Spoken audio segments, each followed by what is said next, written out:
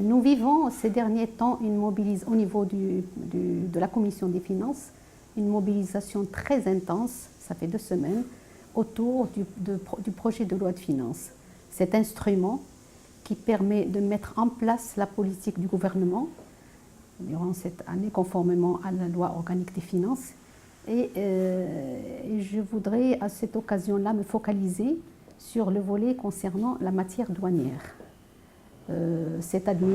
L'administration des douanes a l'habitude, chaque année, au niveau de chaque loi de finances, d'apporter des projets de modification de sa législation.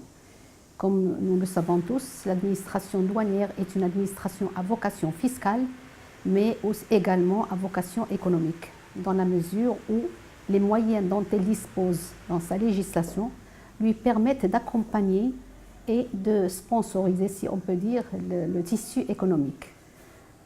En effet, dans chaque loi de finances, il y a des modifications qui sont dictées par le monde économique parfois. Parfois, c'est un souci d'harmonisation. Parfois, c'est des avancées au niveau des procédures qui sont dictées par la pratique.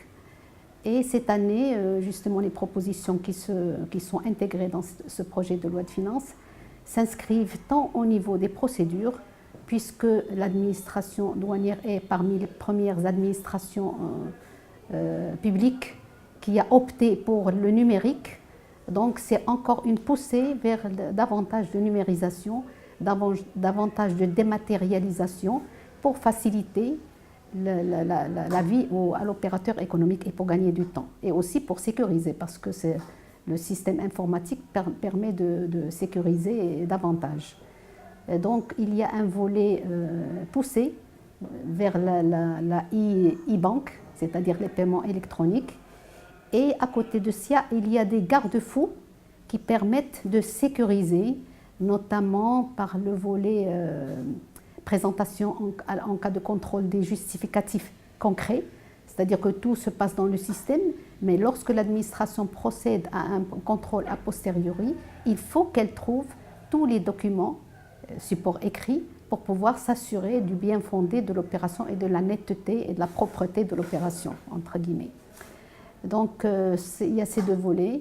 Il y a aussi une amélioration des régimes économiques, amélioration qui est dictée par le besoin du tissu économique, comme je l'ai dit.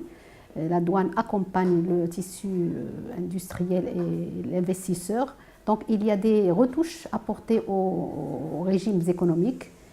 Il y a aussi un autre volet qui découle des déboires qu'ont connus les agents des douanes sur le terrain. Les agents des douanes qui ont en charge le contrôle dans les axes routiers et qui ont en charge la lutte contre la contrebande. Donc il y a eu des déboires dans la mesure où les gens n'obtempèrent pas aux sommations du douanier et il y a une sanction plus sévère à ce niveau-là parce que ces gens-là, ils véhiculent la fraude et il y a aussi un volet sécuritaire important.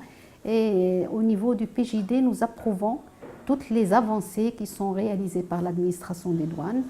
Tout ça, on l'applaudit, toutes ces mesures. Mais on aimerait bien qu'il y ait une relecture de cette législation dans la mesure où chaque année, il y a des rajouts, il y a des colmatages, il y a des apports, une relecture après une vingtaine d'années 20 ans après une relecture profonde, une relecture sereine avec tous les partenaires de la douane pourrait améliorer, je pense qu'elle pourrait améliorer ce texte.